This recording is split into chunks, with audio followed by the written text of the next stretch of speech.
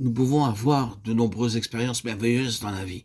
Et nous pouvons voir Dieu à l'œuvre de manière merveilleuse. Et être tenté de dire, oh, c'est la gloire de Dieu.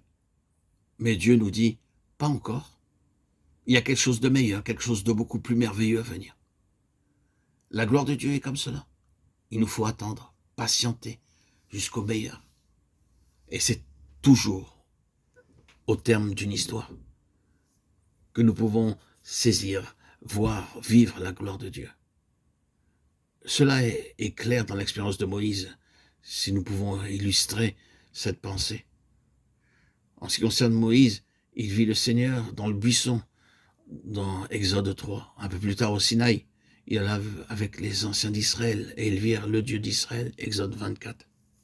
Et encore un peu plus tard, il alla seul dans la nuée sur la montagne, et la gloire du Seigneur apparut, Exode 33. Là, il reçut certaines instructions, et en son retour parmi eux, il nous est dit que la peau de son visage rayonnait, Exode 34.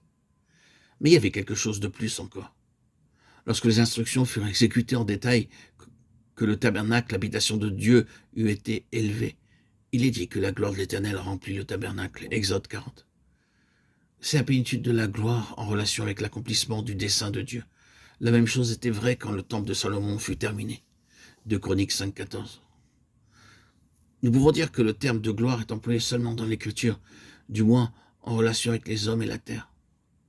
Lorsqu'un modèle et un plan divin ont été accomplis, la gloire n'est pas une vision ou une sensation merveilleuse. La gloire est toujours liée au plan de Dieu. Si nous désirons donc entrer dans l'expérience et la connaissance de la gloire, il est essentiel que nous entrions pleinement dans la ligne du plan et du modèle divin.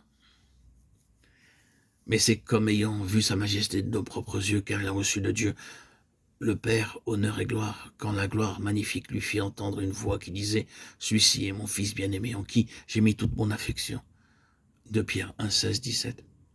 C'est la voix qu'ils entendirent qui était la véritable gloire. Ce n'était pas la lumière étincelante et les ornements brillants. Ils en étaient seulement la conséquence. Dieu mit l'accent sur sa parole.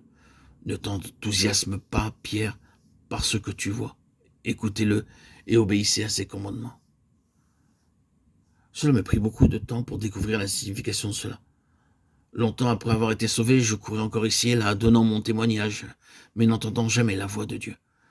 Plus de 2 ans après, je fus amené brusquement à apprendre la leçon.